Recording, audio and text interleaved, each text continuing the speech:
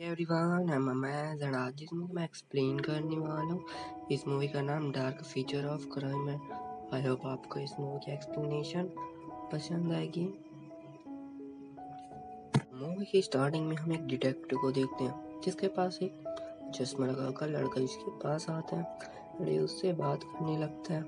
ये पूछता है कि तुमने कितने मर्डर्स किए हैं। अरे उससे कुछ पूछता है लेकिन ये शांत होता है और ये बोलता है कि मुझे पहाड़ में एक बैग मिली थी। हाँ, वो बैग बहुत भारी थी एंड हैवी भी।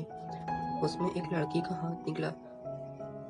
ये उसे कुछ पैसे देता है और आगे बताने के लिए बोलता है। वो बता ही रहा होता है कि तभी पुलिस वाले वहां पास आते हैं एंड उसे मारने लगते हैं एंड फाइनली वो उसे पकड़ भी लेते हैं। फिर वहां से डिटेक्टिव बाहर आता है एंड अपनी फैमिली के साथ होता है, जहाँ पास इसे एक कॉल आती है।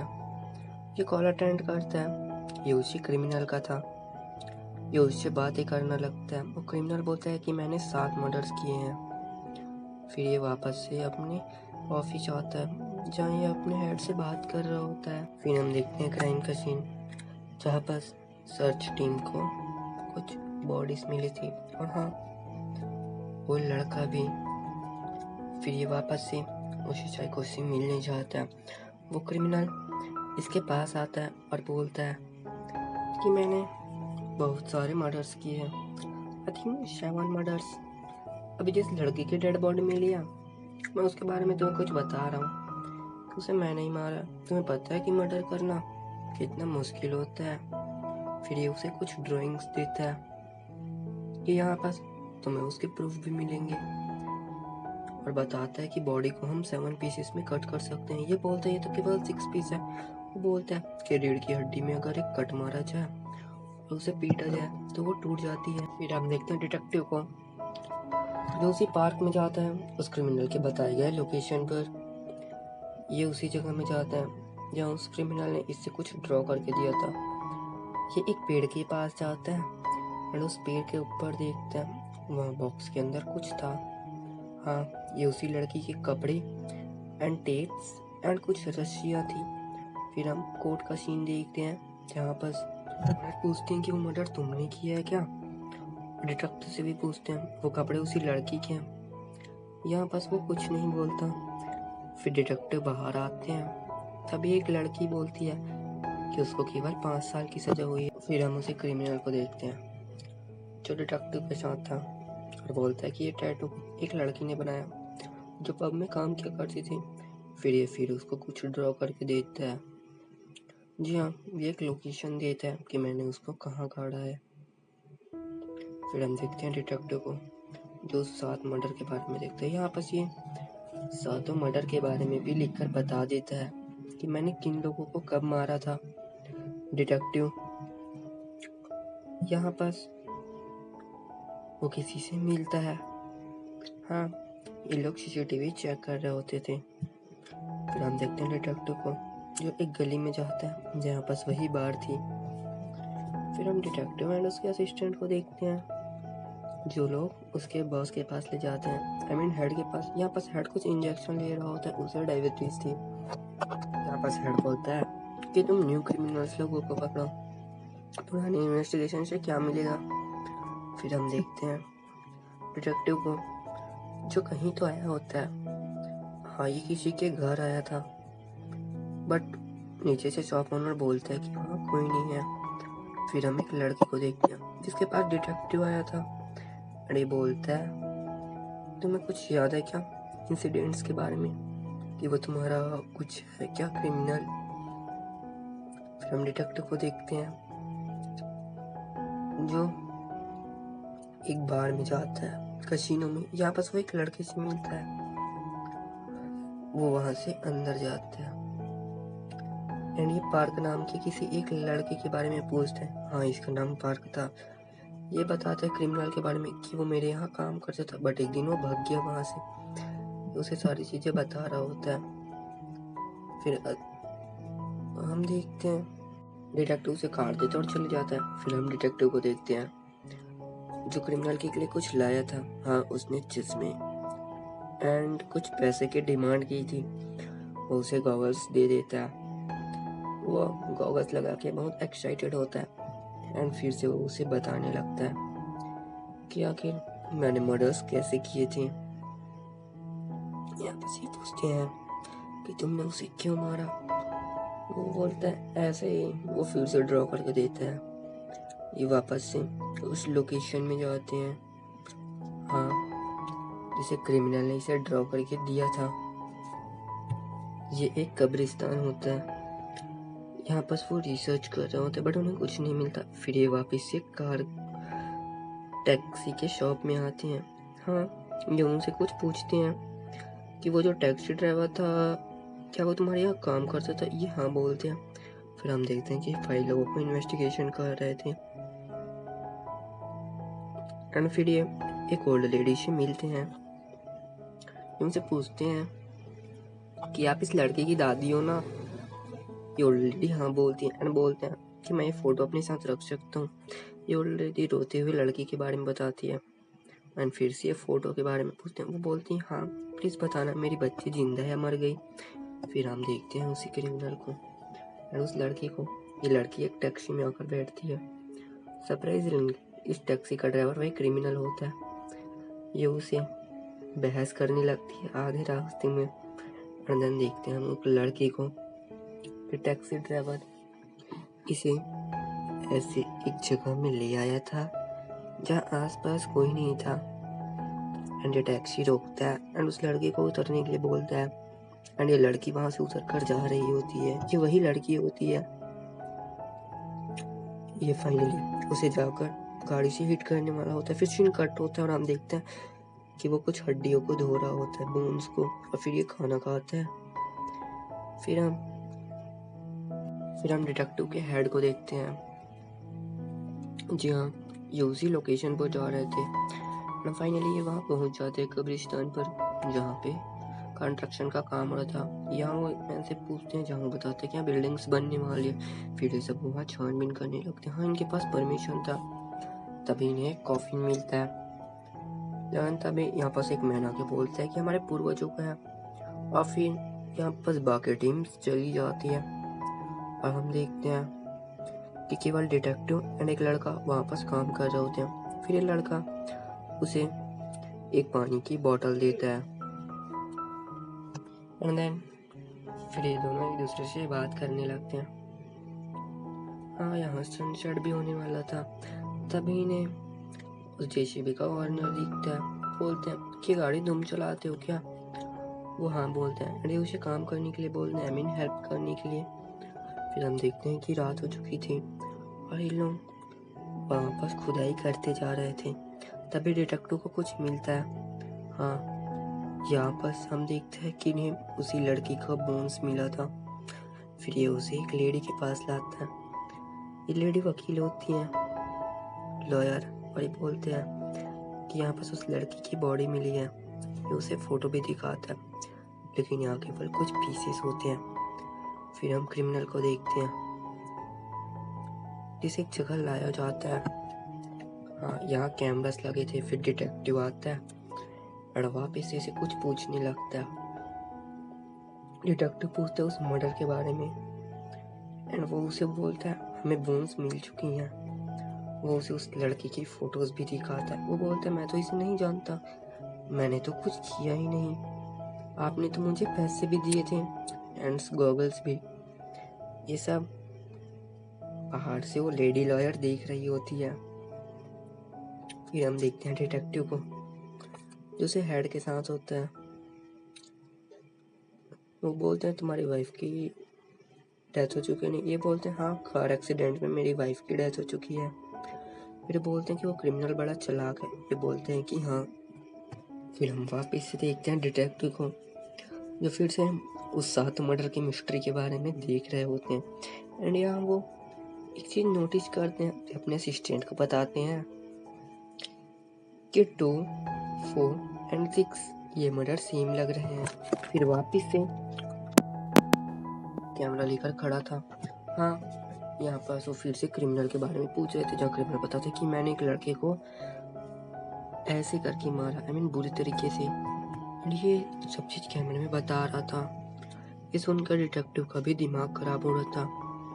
वो बोलता है कि मैंने उस लड़के को मारा और मुझे पता नहीं कि मैंने क्या किया। वो ये सब कैमरे में देखकर बोल रहा था। बोलता है कि मुझे कुछ याद नहीं आ रहा। अरे जाने की बात करता है। फिर हम डिटेक्टिव को देखते हैं जो अपने असिस्टेंट के साथ उसके बताए गए लोकेशन पर जाता है। ये एक बिल्डिंग थी जहाँ उसने पहले मर्डर किया था।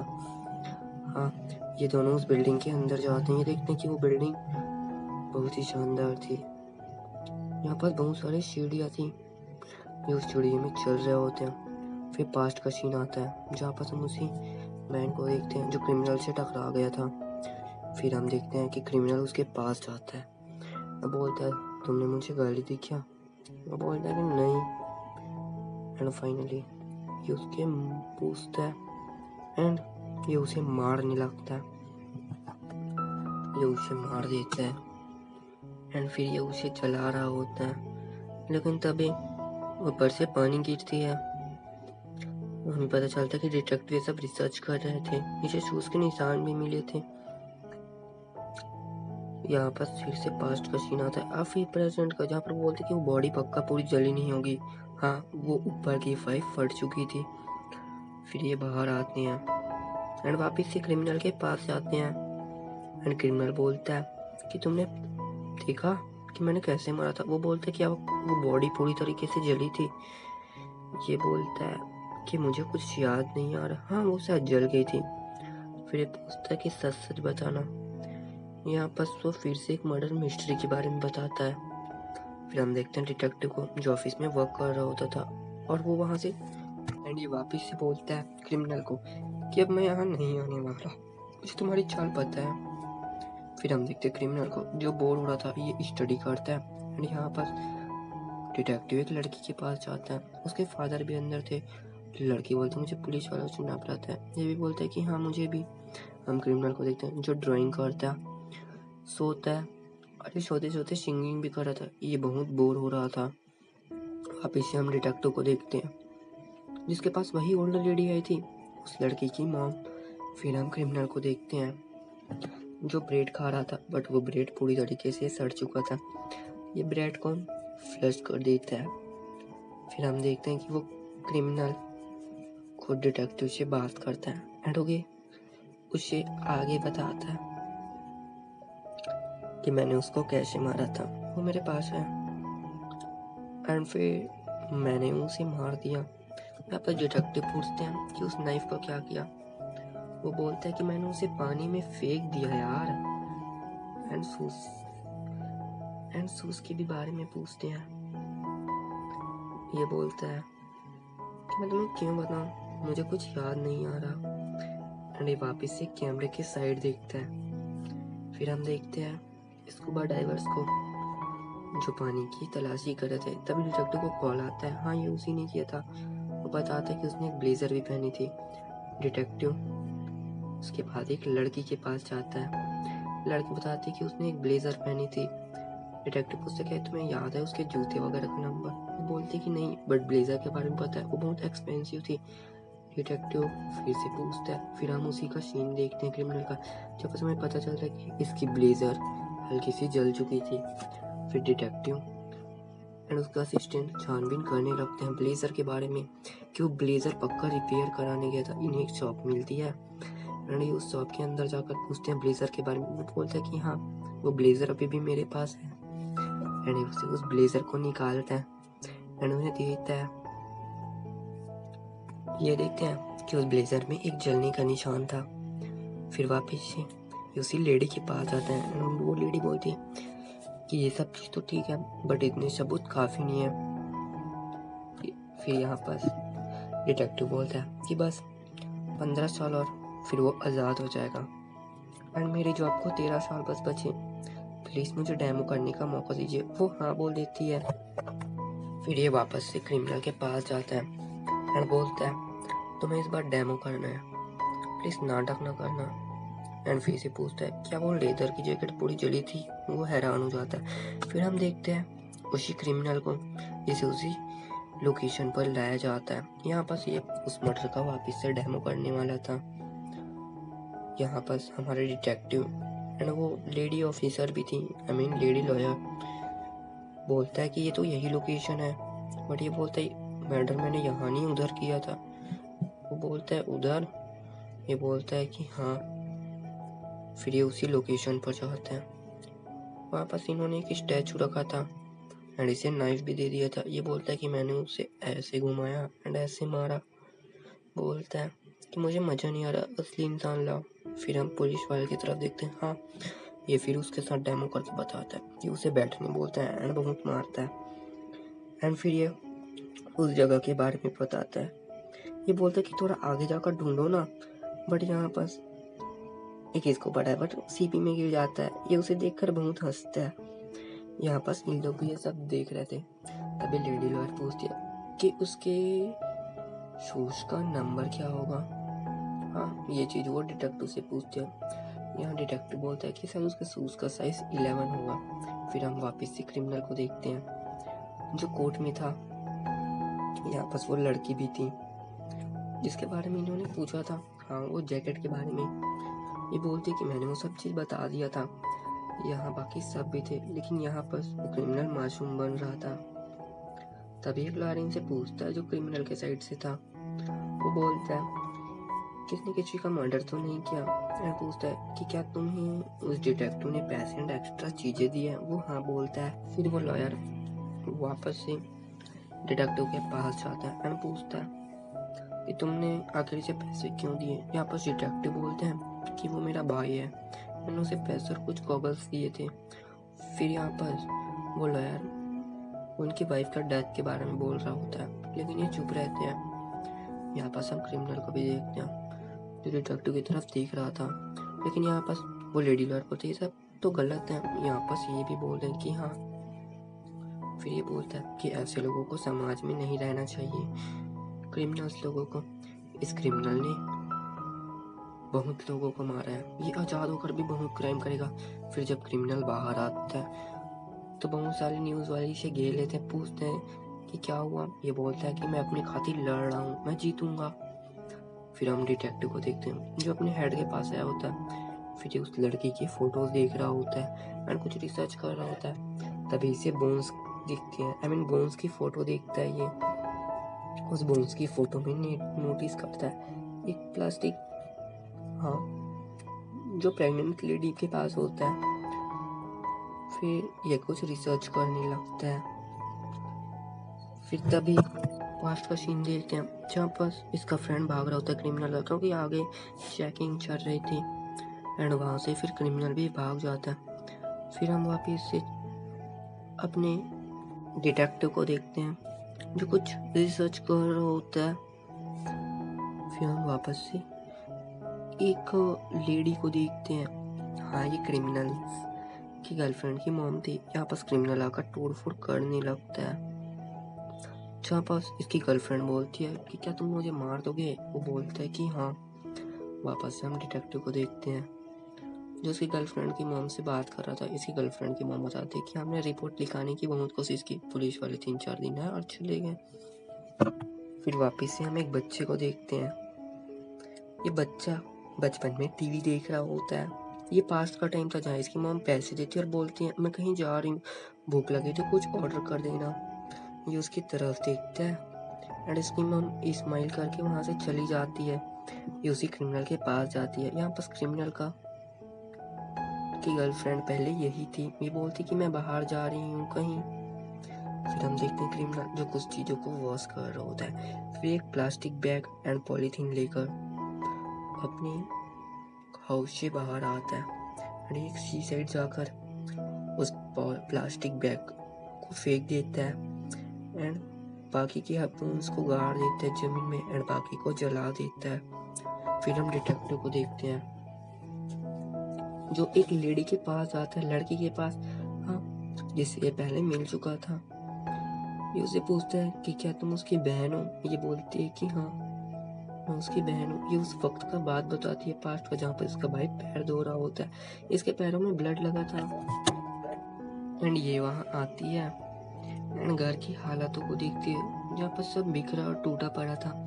ये पूछती है कि पापा कहाँ है। क्रिमिनल बोलता है कि वो फिशिंग करने गए हैं।